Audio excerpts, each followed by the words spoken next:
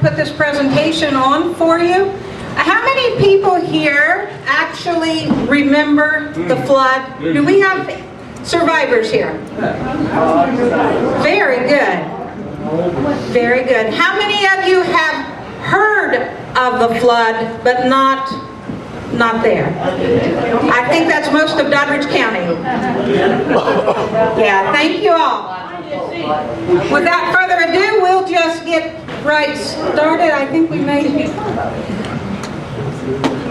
That's the wrong hand. I apologize. I am so nervous, and I'm not embarrassed to tell you so. I did not expect this large a crowd. I'm very pleased. I'll do the best I can. Bear with me. And that is probably the most iconic picture of Doddridge County. It's just a terrible loss. When you look in the wide scheme of things with all of the lives that were lost, it's pretty small, but it still was a beautiful structure. Smithburg was the hardest hit, and it suffered the greatest loss of lives with 22 that drowned. Basically, it pretty much covered the Bailey household and the Cooper household. Is there anyone here who remembered either one of the Coopers or the Bailey family? I know them all myself. You did. I might just add before we go any farther that the Historical Society is trying to compile a book to be able to put something together on the line of, you probably saw the red History of Doddridge County books that were done back in the 76 somewhere time frame. We'd like to put together something of that caliber, and we'd like to offer it to the people of Doddridge County for what it costs us. We're not trying to make a lot of money off of it. We just want to keep this event, in the minds of the ones that are going to come after all of us. But anyway, we will just move on forward. If you look at that photograph, if I can get it back up there, you notice the lower windows were missing. Okay, now as the water starts to recede, these photographs were taken at different stages of flood level, so some of them you will see where the water is higher than others. I said that Smithburg was hit the hardest, and it was, and all counts, Doddridge County really was the hardest hit of all, and West Union was second in line. It was Smithburg the hardest. And as far as property damage, loss of everything else, West Union fell right in line. The one on the right is looking from Neely Bridge. You can see the debris from the houses that came downstream. And if there's anyone here, you guys probably know this one on the left. If you look in the far distance there, you can see that covered bridge.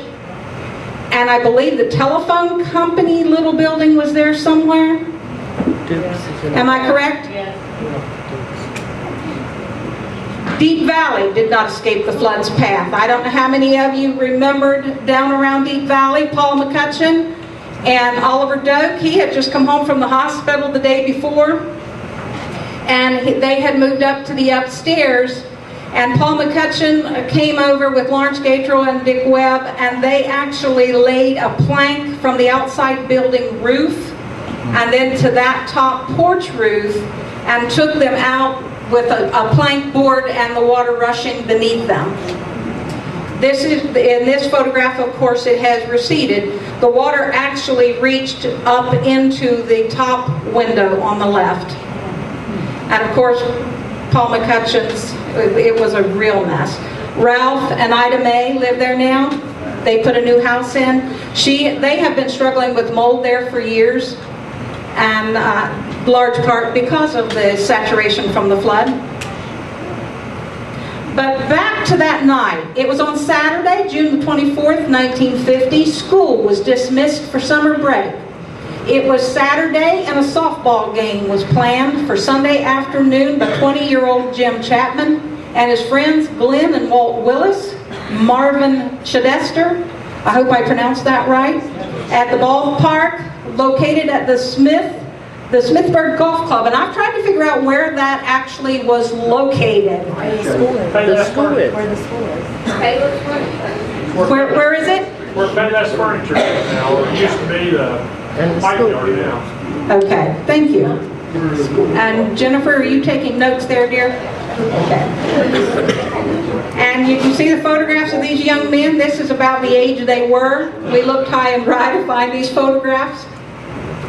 But these young men were a big part of it. Now, you see, Bill Calhoun had went fishing at the Pennsboro Reservoir with his brother Bob, and they couldn't get home, and they really didn't know if their parents and their family was still alive until the next day, because they lived there at that Avondale, Smithburg area, and there was no way to know if they had survived it. On the other hand, Jack from J&J Flowers, Jack was in Washington, D.C. He was getting ready to be deployed with the Marines. The Red Cross came, and I'm just ad-libbing here, guys, so it's not going to match up with what I wrote here, but you'll get the rest, I guess, as I say it. But he was getting ready to deploy with the Marines, and the Red Cross came and told him that his entire family had drowned. He was given leave and was allowed to return home. He drove all night, was scared to death, as you could just imagine a young man would have been.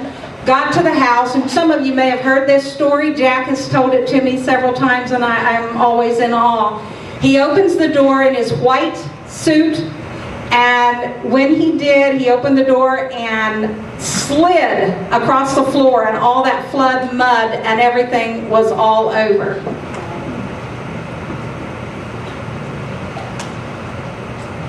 Many of the youths worked in local businesses. Hard work was an expected part of summer.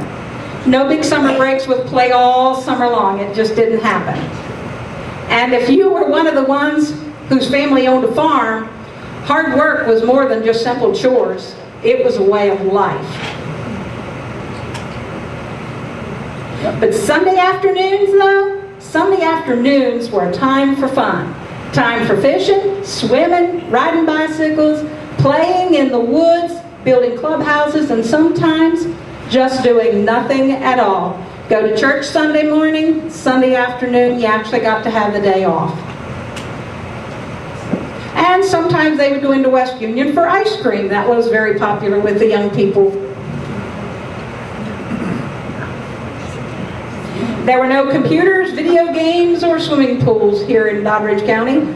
Swimming meant a dip in a nearby stream, and oftentimes that dip was in Middle Island. And on that hot June Saturday, thunder rumbled from the northwestern sky. The air was unbearably hot and humid. The sound of fans running had filled the air with to the businesses, the homes, and the countrysides. The trains were running on schedule. The smell of food cooking in the homes and the restaurants filled the air. It was a typical hot summer day. Little did anyone know that those dark, fast-moving clouds from the northwestern sky were about to burst wide open and create the worst nightmare Doddridge County had ever experienced. The rain began to fall about 7 o'clock that evening. By 7:30, Middle Island Creek was already overflowing. But the people weren't too concerned. It had overflowed before, many times. By 8 o'clock, about an hour passed, many were beginning to move their possessions to higher ground. Sam McKinney and Bill Rothwell joined with Gib Davis and went to warn their neighbors of the rapidly rising water. Rothwell knocked loudly on the Cooper door and warned them to leave. He did the same at the Bailey house and at the Davis home. By 9 o'clock, 2 hours since the rain had began, darkness had fallen and 7 inches of rain had also fallen. By 10 o'clock, 3 hours into this storm, all the power was lost. No time to grab a flashlight. The constant flash of lightning was the only form of light that many had. By 11 o'clock, floodwater was smashing, ripping, and tearing at homes, barns, stores, trees, cars, animals, and even people, destroying everything in its path. Reports stated that the water was rising 17 inches per minute at its greatest point.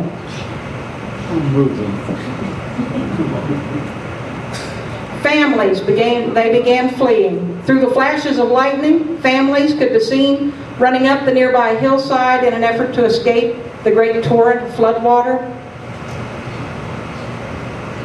The smell of mud, fish, gas, and oil created a foul odor in the nostrils and mouths of those caught in the nightmare. Many of the survivors stated they could still smell that floodwater in their basements, their homes, and their garages years after. Many family members who had been away from home that evening couldn't return because almost all the roadways were flooded. Separated, the families anguished over each other's safety throughout that horrific night. Only daylight could bring to them the answers that they sought. Nearly all the roads were impassable. Families were in the dark. The towns and the countrysides were completely cut off. No homes for many at this point, and no shelter. But some stayed in cars, others in barns, others had a rain-soaked blanket or a curtain to put over their head. And the lucky ones were able to find shelter at a neighbor's house or in a church until, in many cases, it washed away too. Daylight brought a very bitter reality. Devastation was everywhere.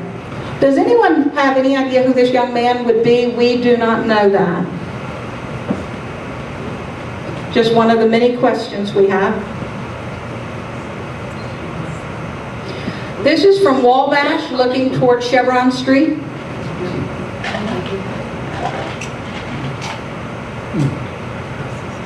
It's unreal. Entire areas were devastated.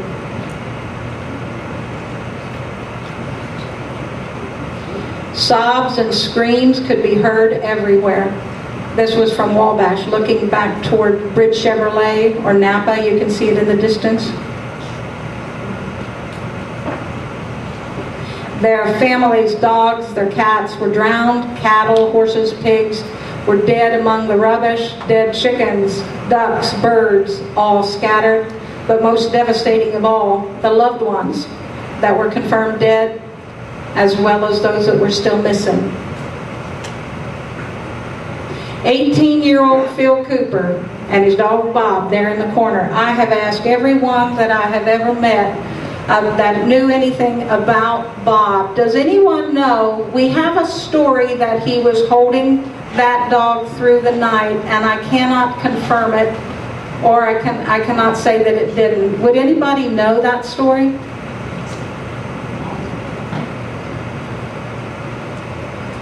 Was he a brother to Phil Cooper? That is Phil Cooper. Oh, he's in California. Yes, he is in California. Congratulations with my husband. Bob was his dog's name. So- Yeah, Bob was his dog's name. Right. Oh, we're always calling him Phil. Right, so, but Phil had a dog, and the story is that Phil was holding the dog through this flood, and only Phil and the dog survived. So we just want to know, is there any truth to that? Right, we don't want to hold on to what we think is a truth if indeed it really wasn't. You know, if, like he just said, that he was supposed to have been holding that dog all night, and in the end, Phil and his dog Bob was the only survivors in the Cooper household. So if anyone can shed any light on that, we'd appreciate it. This bridge in the middle is the bridge that we do know he held to until morning. We're told that Roger, his 15-year-old brother, was there with him but could not hold on long enough and lost his life. And this photograph on the right just shows you the complete devastation of what was once his home. And that photograph is of Phil either the day after or a couple of days after, but it was right after the flood. BJ and Vivian Cooper and her daughter were found in this demolished house, still holding each other. I did find out later this afternoon, I apologize, I did not have time to correct that, It was brought to my attention and I did some research and found that to be so. BJ was not in that household. It was Vivian and her 2 daughters. BJ was found somewhere else.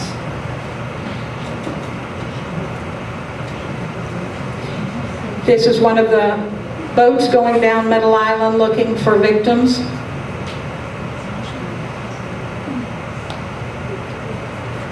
And a victim being loaded.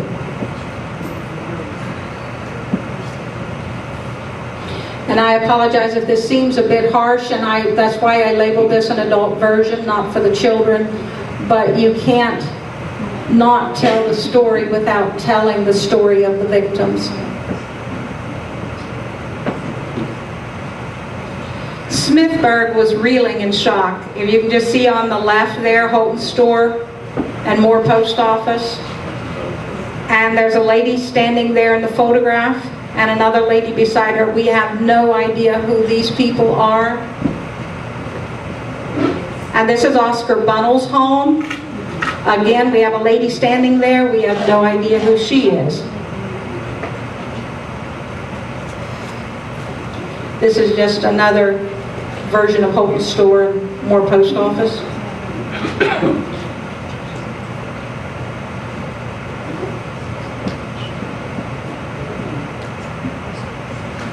And a closer up. How many of you here remember Holton Store, the post office there?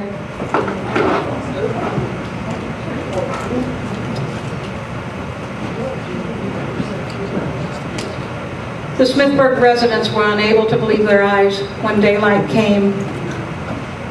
Some of your family members might be in that crowd.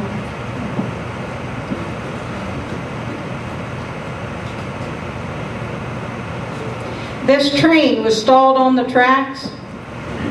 It reached from the tunnel just east of West Union, so it wouldn't be the one, I'm not sure what the name of that tunnel is, right at Clarence Powell's, but it stretched all the way into Smithburg and was underwater. There's another tunnel there. Oh, there was. They took another tunnel out there and redid the tracks. There was another tunnel between Clarence Powell's and West Union. Oh, that's why I couldn't find the other tunnel. It's like, I think it's like number 4. Past or Payless, Yeah. furniture is, but right there they taking it out. Well, they took one, that's the Smithburg tunnel, but the one Yeah, out that's here, Smithburg. they took one right out of here too. Yeah. but the one- Not far from the one that's still remaining there? Just right out, just before you start out town there. Okay. There was a tunnel there they took out. There may be a picture of that with, I'll check with the North Bend. But that train had a load of hogs on the yellow ground. You talk about town. I had heard that, so that is a reality. That's the truth. Where did Jennifer go? Davis. Jennifer, would you make a note on that there was a load of pigs on that train that had drowned in that stalled train? And he says he can remember it, and the smell, he can still remember it. It would appear to me, we know this is a Smithburg location, but I'm going to ask the crowd here that looks like church pews to me. So, would anyone know of a church that washed away up that way? That literally washed away? Because it looks like if you can count them, you can see what, Benny? They was a 1, church- 2, 3, 4. There's a church across the way that's set right over there on Monkey Road where the trailer park is right now. There's a big church there. That was up there. And there was one in the corner, right over here from the railroad trestle. The last white one was there. There's a big church down in there. Church of God. Does anyone recognize from the photograph where that photograph would have been taken? But I know of those two churches. Because you can see either a railroad track or Old 50.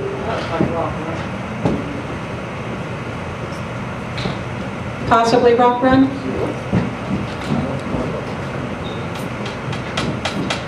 Okay, this is John Bunnell's home. It was left destroyed on the tracks between Smithburg and West Union. 4 gentlemen and no way to know who these gentlemen are.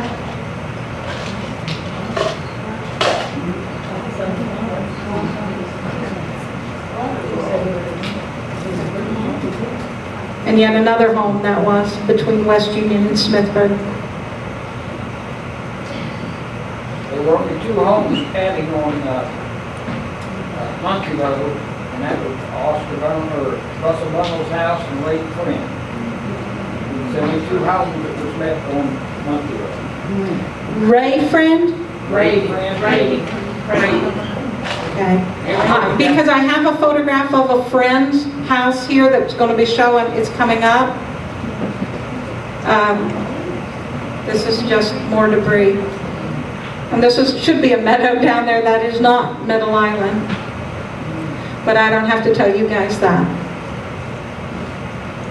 This is Paige Bunnell's home. And where did that one originally set? Does anyone know? Where Paige Bunnell actually, on Monkey Run.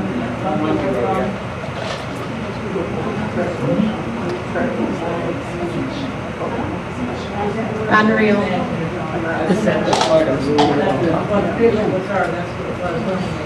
I was told that was Paige Bunnell's close-up. Does anybody? That's his wife standing there. The woman is his wife, Wilma Dean. Okay. Wilma Dean? Wilma Dean, no. Okay. Most of the homes, though, were caught on the railroad bridge over there with the new water plant. That's where most of the homes were. That's where they ended up? See the sign Same up picture right above, there. at the top. That's a Trussell football field, right behind it. Oh, is that where that trestle's at? Yeah, On the upper end of the football field. right there behind the. Wow, and it came that far down. Most of the homes there. This is at the mouth of Rock Run. A lot of this I wrote because it was on the back of the photographs, and that was just the only information we had. That poor gentleman, can you imagine what must be going through his mind?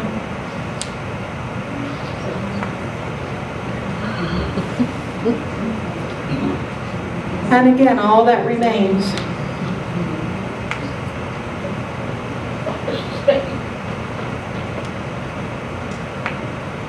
Mangled remains of a bridge. We lost 8 bridges that night, steel bridges. I'm sure there were way more than that, but 8 solid steel that should have survived, but they were just no match for the 50 flood.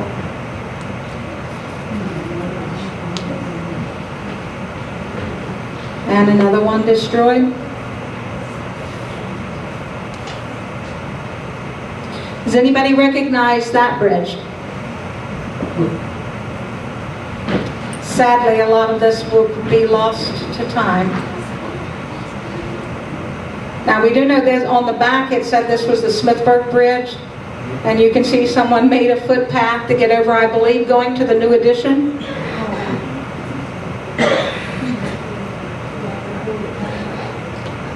Rachel Friend's home. Right. Right. Who is the other one? The one in the closest here would be Rachel Friend. Right. Would anybody know who the second one was? That'd be Russell Bunnell. Russell Bunnell? Yeah, it's Baby's house right here. On the right, and then the next one up would be Russell Bunnell. Okay. Aren't you glad you lived halfway up the mountain? In the floodplain. West Union's iconic bridge. She withstood 102 years of high waters and floods and succumbed in 1950. Rennie and Jennifer took the photographs of you'll see several of them throughout the modern day, just so that everyone can compare to the locations. A lot of the younger ones may not remember from these older pictures where the location is. And this is actually a photograph we found. The old covered bridge hadn't landed yet. It was actually floating down. It hadn't reached the cement bridge yet.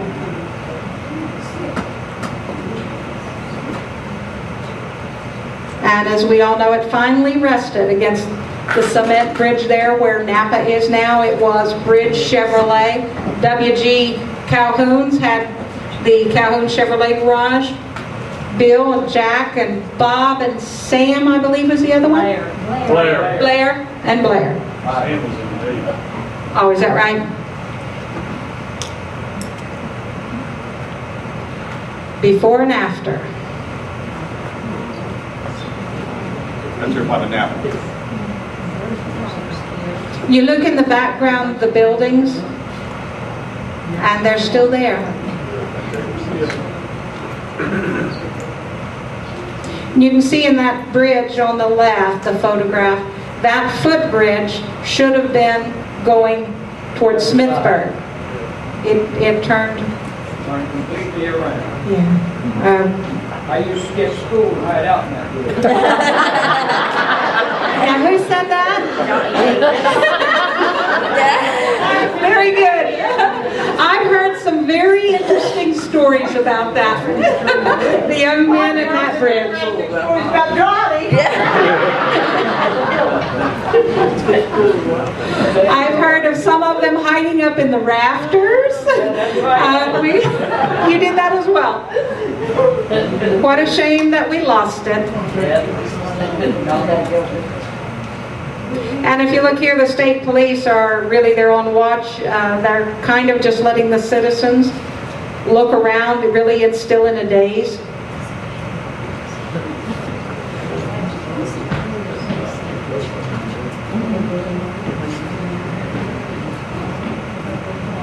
And you can see a long line of cars. They're wanting to get a look at the doomed bridge because it's getting ready to be demolished.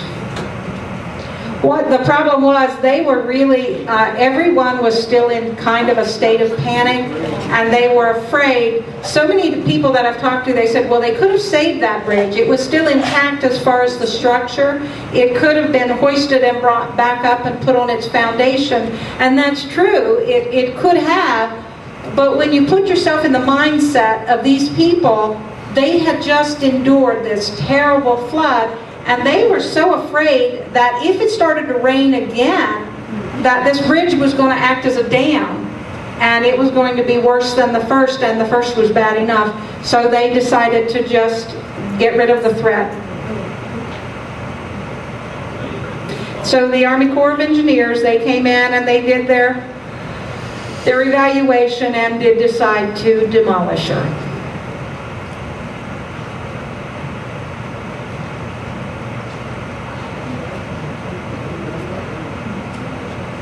Doesn't that put another perspective on it when you see that today's photograph with it? Now, we were told that they brought prisoners down from Moundsville to help with that. Can anyone confirm that? Johnny, was you in that bunch? If I haven't been out of Vernon, I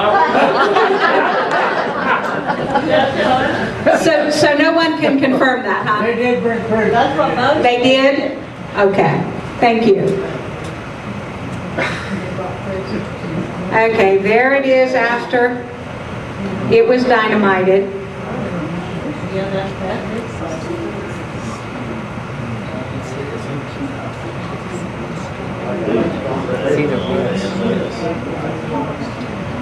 When they say we have a historic town, we do have a historic town. Not much changes. And I, for one, think that's a wonderful thing.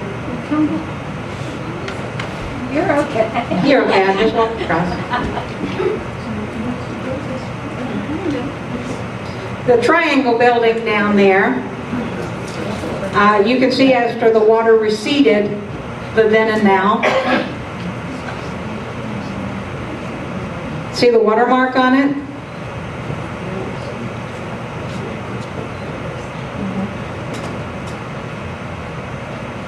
Property damage in the county was just absolutely extensive. They overall, now they say, would have been roughly millions of dollars. Even in 1950, I don't know what the conversion is now, but that's a lot of damage. Neither one of these photographs have been able to be identified. Does anyone know?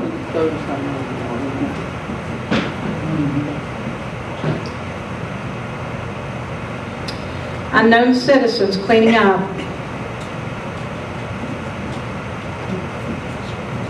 No one recognized them? Too far away.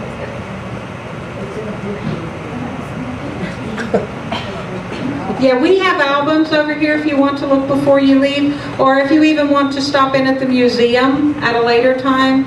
We're really trying, and those of you who have Facebook, we're putting a lot of them on Facebook that we can't identify, so maybe we can get them identified before we would get this project finished. That's Myth Lumber. As you're getting ready to go under the underpass there on the right, going out of town. I was gonna say, that's your house. No, that's not. My house would be going over this. There were 3. That's yours, baby. I don't think so. There's Right another. house in the middle. Now, if I'm going too fast and someone wants me to stay a little longer on a photograph, just say wait and I'll back up.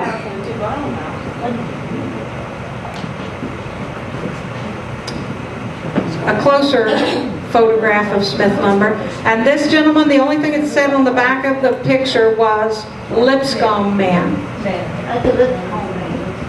That is a Lipscomb. We do not know his name.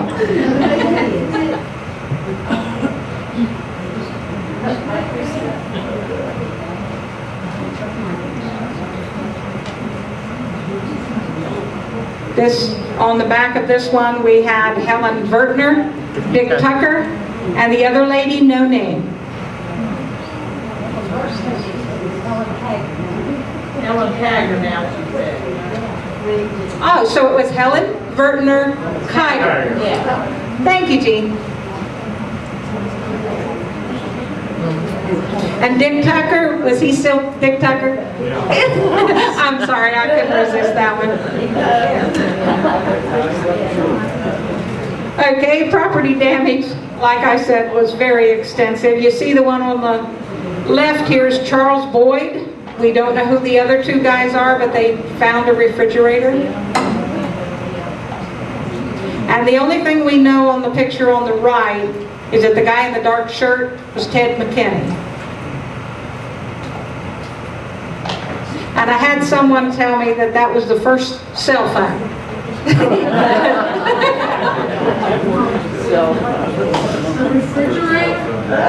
It is mobile, but it goes from pole to pole.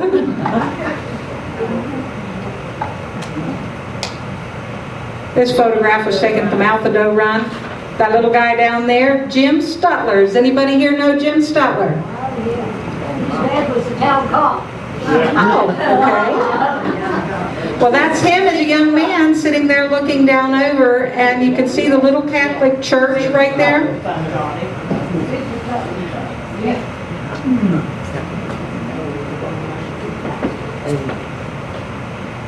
That's Catholic Church now?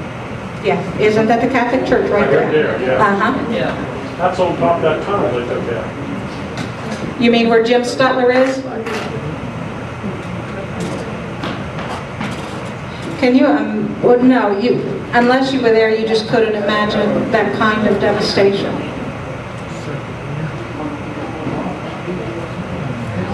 That's the Union Church.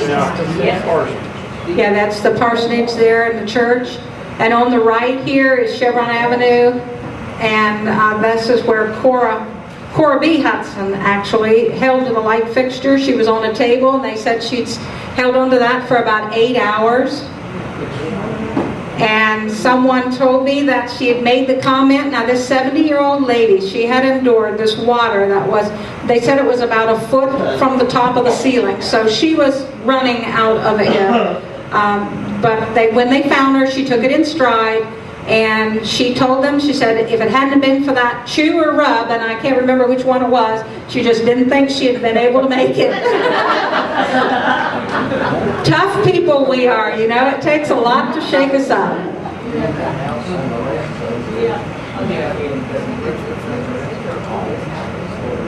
Andy Knight's garage. Does anybody know where Andy Knight's house was? down 18. Down 18? Down there, there on the left? Yeah, Oh, okay.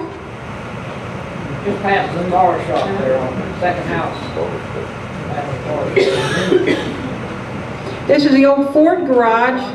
Those of you that remember the A&P store? And it kind of sits, what would you say, halfway between the dollar store and the current It's the parking lot. one we have?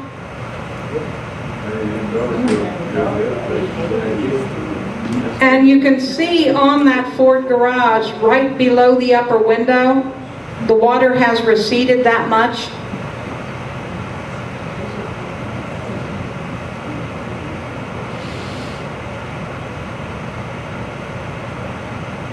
Hard to believe, isn't it?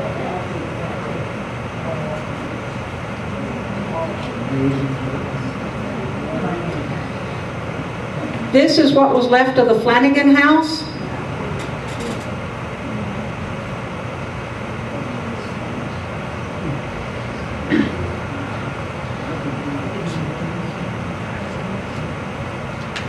And Marie Street.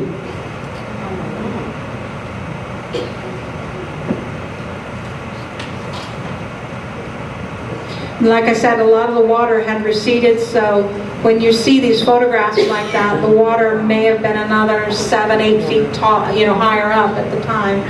There was just, daylight came and they couldn't get photographs until, much of the water had started to recede. East of Neely Bridge area. And you can see that that bridge caught a lot, didn't it?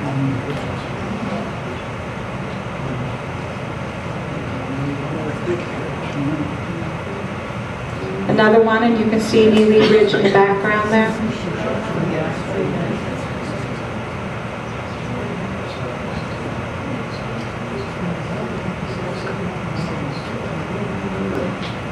And this is the street behind the Angle Inn. The white shirt and boots is Jennings Spurgeon.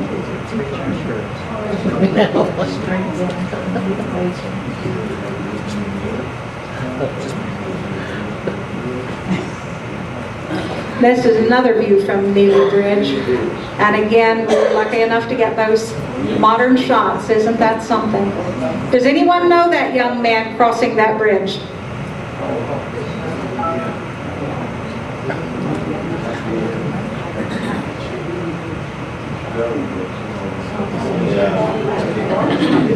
W.G. Calhoun family that owned the Bridge Chevrolet, as I said earlier. That house that's sitting right there in the front was Bert Scott's house. Does anybody know where Bert Scott's house was sitting? Right by the end of the covered bridge. Up the creek. East of it, on the east side of the bridge? Yeah, on the east side. No. Did it sit where the other one was built? Pat, What's that? did it sit where they built the new one? It was on up a little bit. Ed Mac McConnell's house sat right there above it. Okay. It was 3 houses from the covered bridge up to the big garage, and then down in that dip was a church and a home Les White lived in. And those 3 houses house got, was over there. Huh? The ice house. But they swore ice Yeah, the ice house. Yeah. house and the garage was there It too. was over there. Between the bridge and the terminal. Yeah. That house, the McConnell house, and the one above is what hit the covered bridge and took it out.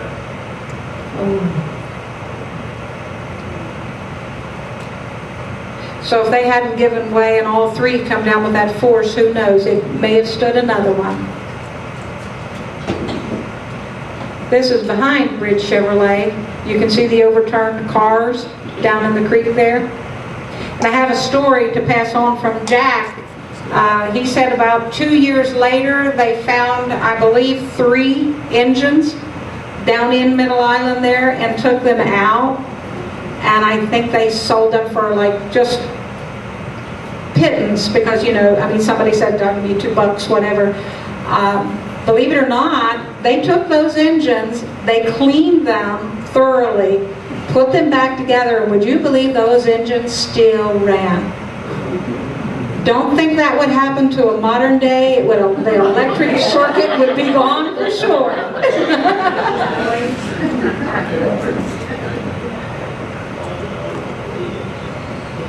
Now, this is if you're standing there at that cement bridge and you're looking down. In the distance, you can see the Neely Bridge. It's very difficult to see, but in the far distance, Neely Bridge will cross. And again, it has receded. If you can see white in the treetops on the left side there, you can see white things all the way up. I mean, it's unreal. It has receded quite a bit at this point. This is an overturned car, and again, we have no idea who's home.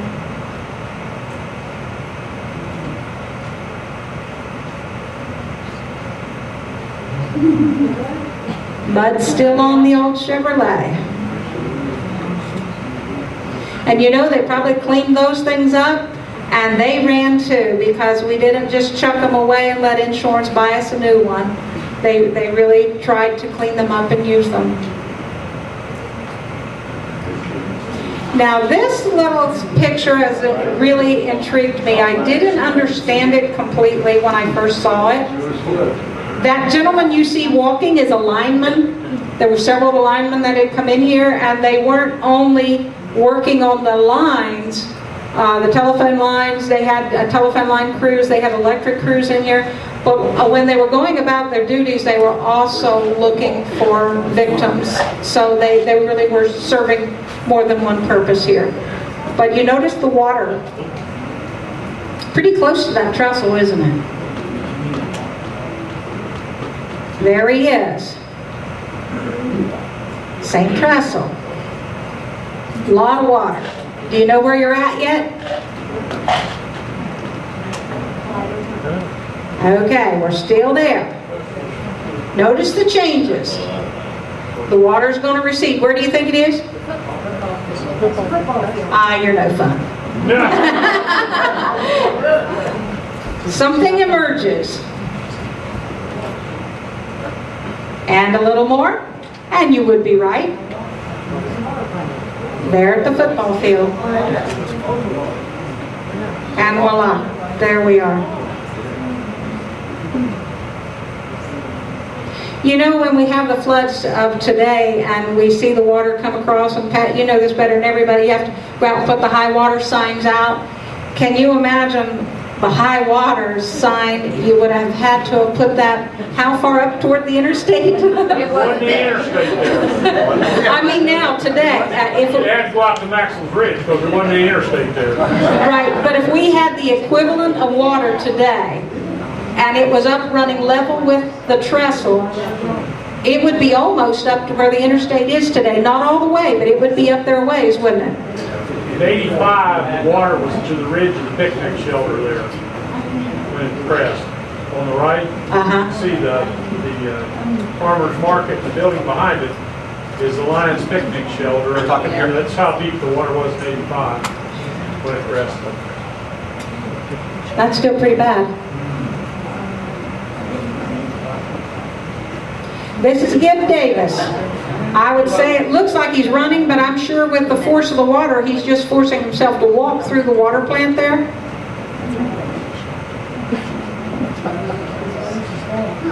And the look on this young man's face really does say it all. Does anyone know who this young man is?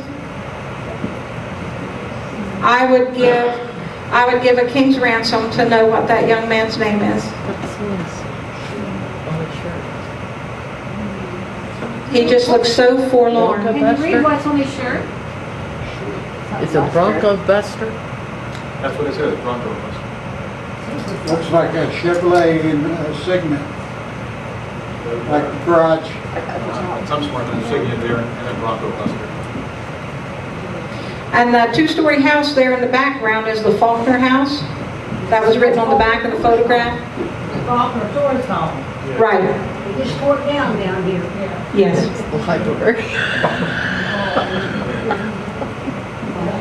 Go back that. See the water stain on that Faulkner house? Look above the porch. See how high it was? That's why I say these pictures are really deceiving, because the water has receded so much. just a few of the many heroes that night, and there are so many, and I can't begin to even find, they've been lost to history.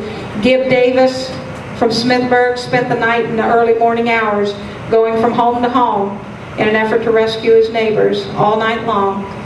Sam McKinney went to help his neighbors, thought that his wife and children were safe, and in the end he did help many of them, only to find his own wife and children had succumbed to the waters.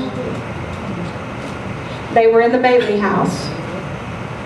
And William Rothwell, he helped Sam McKinney and Gib to save a lot of them.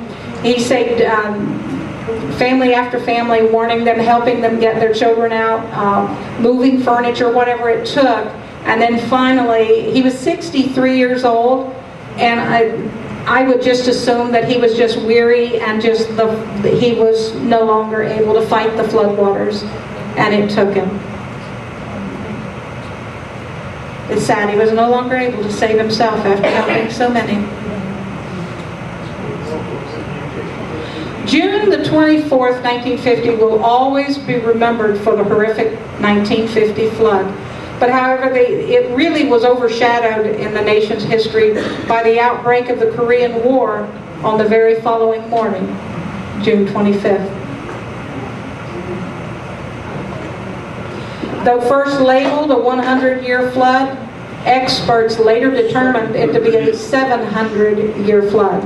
The combination of factors necessary to produce such a flood seldom ever occurs. It is like less than 0.2% that it will ever occur in any given year or your lifetime.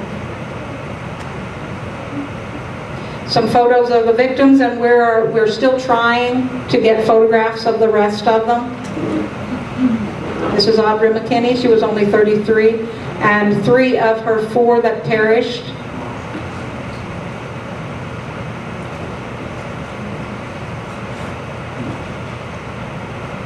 Bill Rothwell and his wife, Minnie.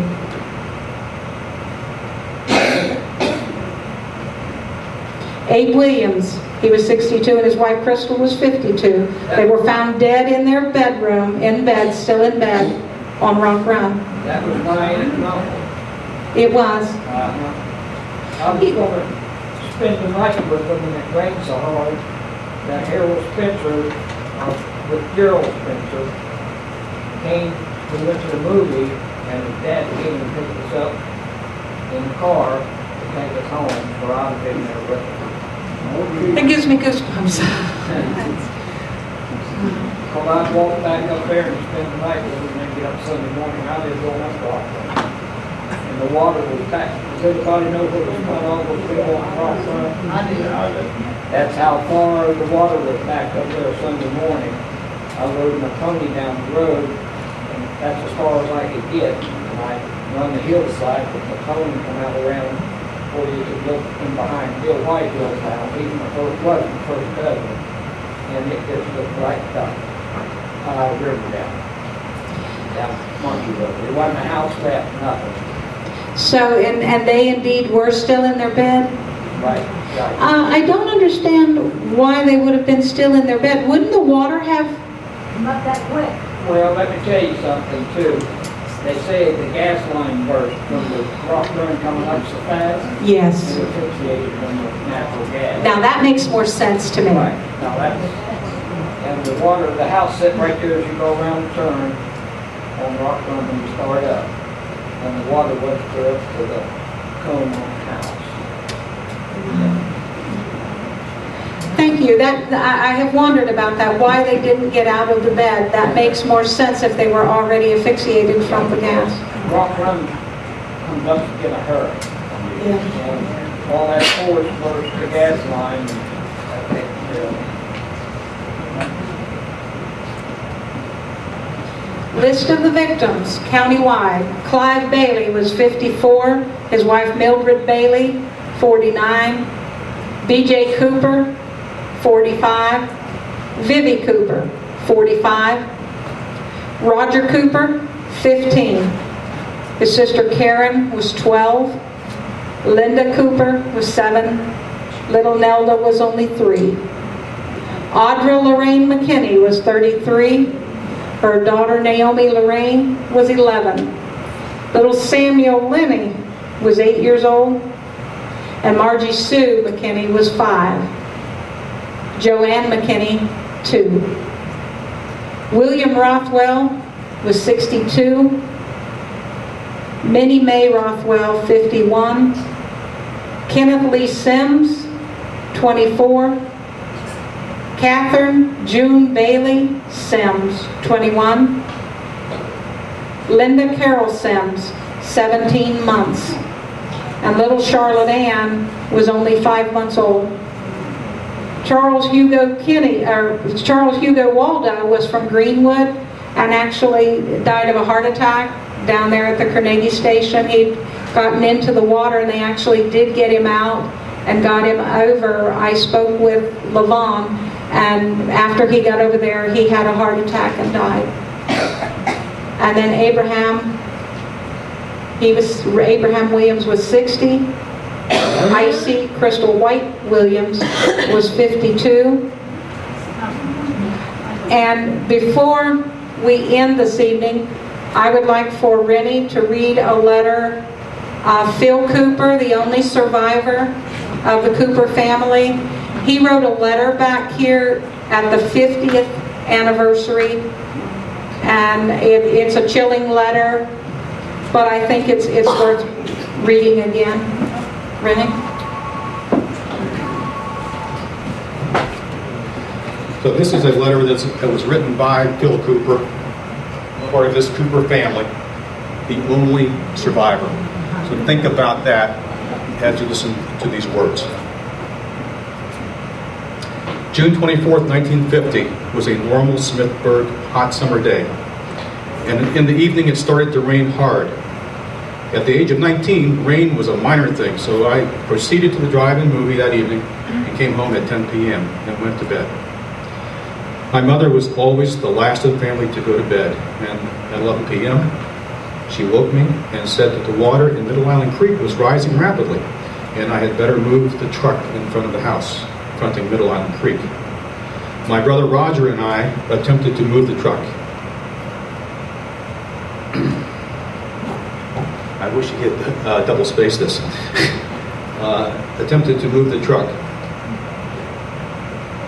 And when we attempted to cross the bridge across Middle Island Creek, the truck flooded out and stalled.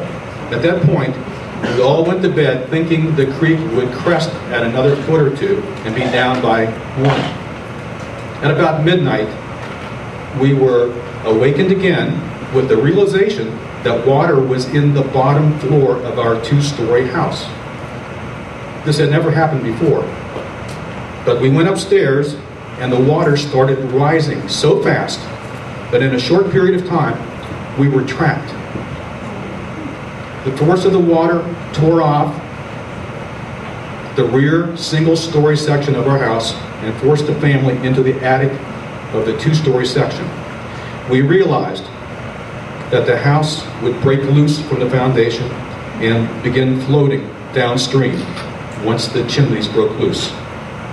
This was only a matter of time as we heard the bricks cracking, and once the house started moving, it began to turn over on its side. My father, brother Roger, and I kicked the gable end out of the house, and the family climbed on what was the front of the house as it started to float down Middle Island Creek. As we passed by the big elm tree adjacent to the Harley Moore residence, we talked about trying to swim for a stalled train on the B&O railroad track adjacent to the tunnel. Dad said, no, we can't do it because Mother and my sisters couldn't swim. So we all stuck together in the house, on the house, not realizing what our destiny would be. As the house continued downstream, we could see the large body of water during flashes of lightning and occasionally hear people yelling and screaming. The house impacted a B&O railroad bridge, concrete buttress at a rapid rate of speed, and my complete family was thrown into the water as the house completely destructed in seconds. There were many other houses destructed on the bridge buttress.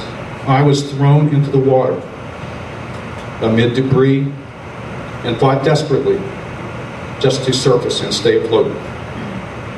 After taking water and thinking I was gone, I caught on to part of an old sofa in the mouth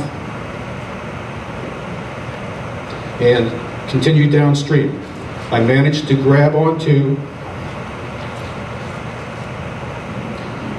the cable bridge at the mouth of Jockey Camp and gradually pull myself up onto the boards and debris of the bridge.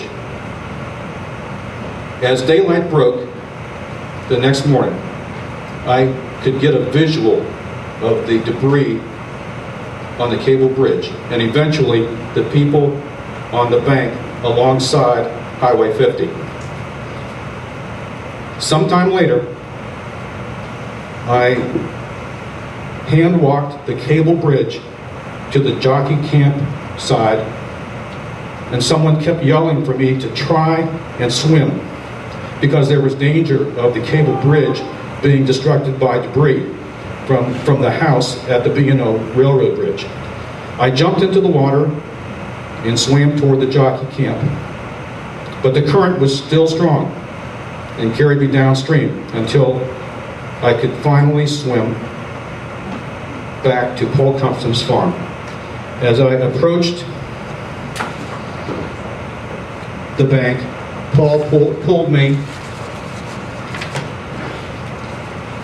out, and I was shaking from hypothermia. Paul took me to his house, gave me a shot of whiskey, and said, go to bed and get some rest. When I awoke at about 5 p.m., the water was almost down to normal, and we decided to drive to Smithburg. As we drove through the cut on Highway 50 and got a view of Smithburg, it looked devastating. Most of the houses fronting Middle Island Creek were gone. Those were words written by Phil Cooper, who lost his parents and 4 siblings that night. He was the only survivor of his family. And that letter that he was reading was typed by Phil. It's just a copy of his own typed letter, word for word, and that's why Rennie was having a little trouble being able to figure out a little of it. We have many photographs that didn't go into the slide presentation because there's just so many. But if any of you have any information or would happen to come across any information and would get that to the Historical Society at the museum, we would love to document as much as, this as we can.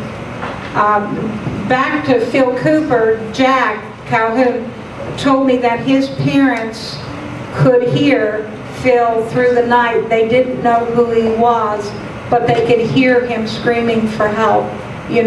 Just scared out of his mind. I'd like to thank you all for coming. Is there anyone that would like to comment? Anybody have a story to tell? His brother was on that bridge with him. Yeah, on the other end. Roger, you meaning? The 15-year-old? He jumped in the water. That's the last still ever seen. Oh, he jumped in? Oh, now see, we were told that he let go. But he went in intentionally? Well, there's a bunch of trash stuck down. The little boy must stay on. He jumped. Wow. Well, thank you all for coming. We really appreciate it. There's something to drink, and I believe, is there any cake left down there? If any of you would like some. Thank you. Appreciate it. And this is just just the skiff of the surface of what we actually have. And when we get that book together, like I said, we'll let the people have it for the cost that it cost us.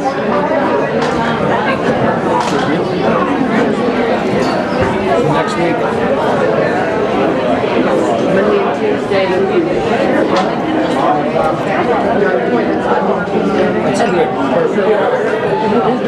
Wednesday and Thursday. Thursday, we have interviews set up for different positions. You like morning or afternoon? Well, I'll be in the courthouse Thursday morning. Can you just call over to the board office when you're kind of free, and then if I can shake loose, we can get together? Okay, what I'm gonna do is I go to courthouse.